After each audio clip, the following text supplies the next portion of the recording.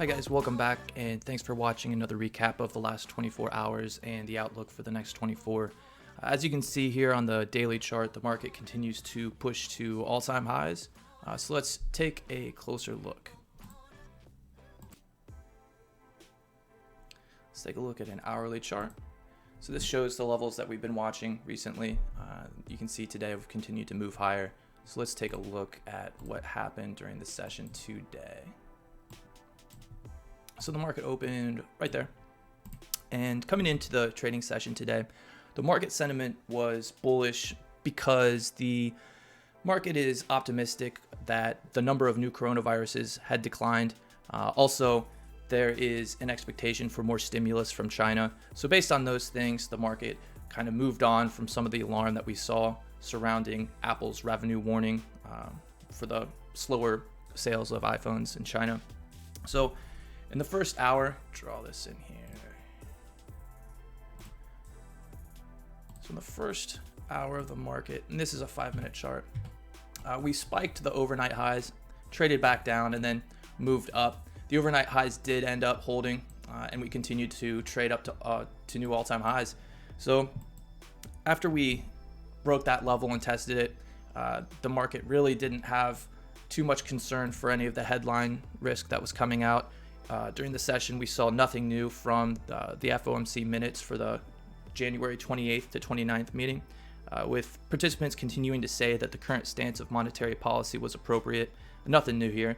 They mentioned that the risks to the economy were somewhat more favorable than what they saw during the prior meeting, and they expect growth to continue at a moderate pace. They expect trade uncertainty to remain elevated, and they had a mutual agreement kind of that the virus situation warranted close watching. So that's something that the market really likes, that they believe the Fed's going to be able to step in and provide support for the overall market to keep the expansion going. So relatively positive there. But like I said, none of these views are new, so the impact was relatively minimal. It just provided some support for any upward momentum that we saw. Additionally, the market is, as of today, the market is currently pricing in a 78% chance of a rate cut at the meeting in late July. So yeah, the market moved up. There's not a lot that needs to be updated with regard to the levels here. Let's go back to a 60-minute chart. Get rid of that. So let's zoom in a little bit more here. So this is the level that we traded up to. We did not manage to close above it, but it's still worth highlighting this level here. So this old high is still valid because we didn't close above it on the hourly. So we've got a little bit wider of a zone there.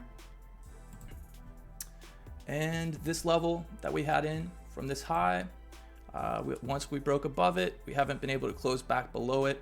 I'm gonna move it right there because the last time the market traded that level, that was the major level of support. So aside from that, let's take a look at the upcoming 24 hours. So this is the economic calendar for tomorrow. We have the Philly Fed Manufacturing Index an hour before the market opens. Once again, these times are in Central Time. Unemployment claims comes out at the same time. Aside from that, not much. I mean, crude oil inventories are due to come out, but really tomorrow it's gonna, unless there's a big beat or miss on the Philly Fed or any big news coming out of China with regard to any new deaths or cases of the coronavirus, that's really going to be what's driving us. But you never know, a large beat or a miss on something like the Philly Fed could potentially move the market, but it's most likely that we are going to just be focused on seeing what happens coming out of China and any unscheduled event risk. So just quickly going back, let's take one more look here. So I'm going to extend this out. That's definitely going to be a major level on the downside. And let's also take a closer look at this minor level. So this minor level was the low from before we gapped down. We're currently testing that right now. Let's take a closer look. Let's look at a 15-minute. So I'm going to leave that in there for now. Haven't been able to close below it on the 15. This still looks like a valid level. It's not going to be as strong. That's why it's dotted. Let's tighten up that hourly level here. So that low is 33.74. So just put it in there. So we've got the this zone of all-time highs overhead, which is about, we're approaching, how far away are we here? 3,400. We've got quite a ways. That might be, let me put in a box up there.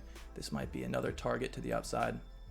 If we were to break these all-time highs cleanly, that level may provide some support. Conversely, on the downside, this minor level might provide, it's most likely to be used as a target on the upside. There's another minor level here. Let me put this in.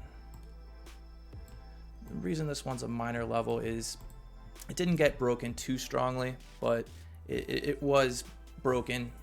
And to me, this is kind of going to be the middle of the range. This is kind of no man's land. I'd be hesitant to look for any fresh trades there without any new levels or without any strong breaks. So from the big picture, in terms of levels, we've got the 3,400 level past these all-time highs. And then the next major level is down here in the 3,350 area. We do have this level here around 33.74-ish. So just a few zones to be mindful of. And we'll check back and see what's going on tomorrow. Thanks for watching.